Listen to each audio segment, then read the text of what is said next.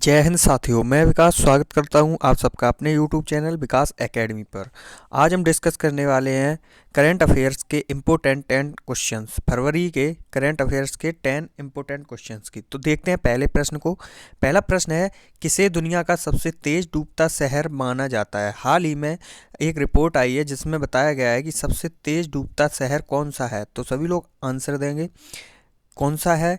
तो इस प्रश्न के लिए आपका सही आंसर हो जाएगा ऑप्शन डी, जकार्ता शहर सबसे तेज डूबता शहर है।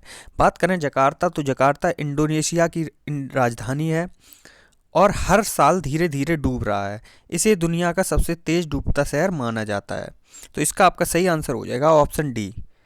अगले प्रश्न पर चलते हैं। अगला प्रश्न है आपका, लौह अयस्क की दो खदान कौन सी हैं जिन्होंने हाल ही में उड़ीसा में अपनी गतिविधि शुरू की है?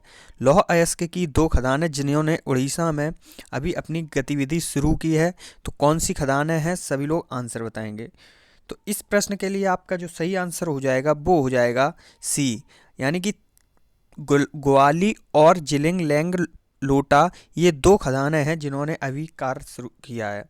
ओडिशा राज्य ने के स्वायत्त वाले ओडिश माइनिंग कारपोरेशन ने जिलिंग लैंगलोटा और ग्वाली लौह अयस्क की खदानों में उत्पादन शुरू कर दिया है। बात करें इनका खदानों का उद्घाटन किसने किया है, तो इन खदानों का उद्घाटन प्रहलाद जोशी और धर्मेंद्र प्रधान के द्वारा किया गया है। धर्मेंद्र प्रधान जी भारत के पेट्रोलियम और प्राकृतिक गैस मंत्री हैं, ये भी याद रखेंगे। अगले प्रश्न पर चलते हैं। अगला प्रश्न है, जकार्ता किस देश की राजधानी है? तो अभी पिछले क्वेश्चन में बताया ही था, तो जकार्ता किस देश की राजधानी है? इंडोनेशिया की राजधानी है। इस प्रश्न का आपका सही आंसर हो जाएगा ऑप्शन सी। अगले प्रश्न को देखते हैं। अगला प्रश्न है, नवंबर 2021 में कोप 26 किस देश में आयोजित किया जाएगा? कोप 26 की बात कर रहा है, तो किस देश में आयोजित किया जाएगा? सभी लोग आंसर देंगे। तो इस प्रश्न का जो सही आंसर हो जाएगा वो आ जाएगा ग्लासगो। ग्लासगो में कोप 26 2021 नवंबर 2021 को आयोजित किया जाएगा। अब कोप 2026 होता क्या है, तो इसको देखेंगे। संयुक्त राष्ट्र जलवायु परिवर्तन सम्मेलन कोप 26 नवंबर 2021 में ग्लासगो में आयोजित किया जाएगा। ये एक संयुक्त राष्ट्र का जलवायु परिवर्तन सम्मेलन है, कोप 26। सभी लोग याद रखेंगे। अगले प्रश्न पर चलेंगे। अगला प्रश्न है, अंतर्राष्ट्रीय सौर गठबंधन के बारे में सही कथन चुनें। सौर गठबंधन जिसे कहते हैं ISA, इंटरनेशनल सोलर एलियंस, इसके बारे में क्या सही है?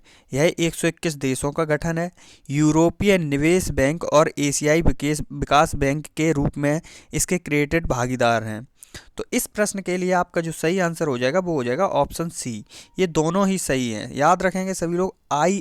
ISA 121 देशों का गठन है और यूरोपीय निवेश बैंक और एशियाई विकास बैंक के रूप में इसके क्रेडिट भागीदार होते हैं। सभी लोग इसको याद रखेंगे। अगले प्रश्न पर चलेंगे। अगला प्रश्न है, अब इसके बात करेंगे इसका उद्देश्य क्या है। ISA का उद्देश्य क्या है, तो अंतर्राष्ट्रीय सौर गठबंधन का उद्देश्य सौर ऊर्जा की कुशल ऊर्जा खपत के लिए काम करना और जीवाश्म ईंधन पर निर्भरता को कम करना इसका उद्देश्य है। सभी लोग याद रखेंगे। अगले प्रश्न को देखेंगे। अगला प्रश्न है, हाल ही के दिनों में जकार्ता के जलमग्न, जकार्ता बहुत ही चर्चा में है, तो इसको सभी लोग याद कर लेंगे। जकार्ता इंडोनेशिया की राजधानी है। जकार्ता के जलमग्न होने के बारे में सही कथन को चुनें। उत्तरी जकार्ता के 2050 के अंत तक 95% तक पानी में डूबने की उम्मीद है। पिछले 10 वर्षों में उत्तर जकार्ता 2.5 मीटर डूब चुका है। तो इस प्रश्न का भी ऑप्शन सी हो जाएगा। ये दोनों ही फैक्ट याद रखेंगे।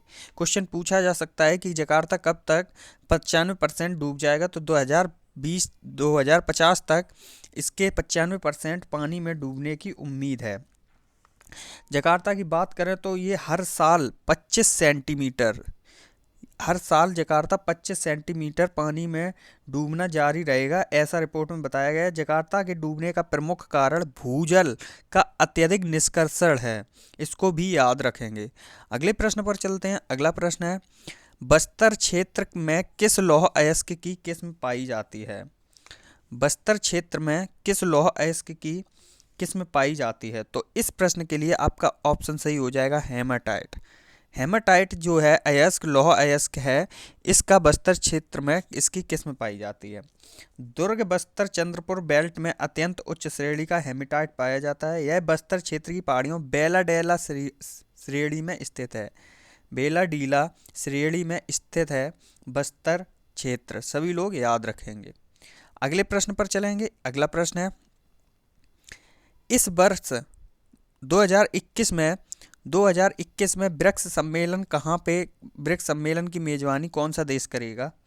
सभी लोग इसका आंसर बताएंगे। तो ब्रिक्स शिखर सम्मेलन की मेजबानी इस वर्ष भारत के द्वारा की जाएगी, सभी लोग याद रखेंगे। ब्रिक्स 2021 की मेजबानी भारत करेगा, सभी लोग याद रखेंगे। अगले प्रश्न पर चलेंगे। अगला प्रश्न है, किस हिंदी फिल्म को Dada Saheb Phalke best film award 2021 दिया गया है? बहुत ही इंपॉर्टेंट क्वेश्चन है, स्टार कर लेना और अच्छे से याद कर लेना।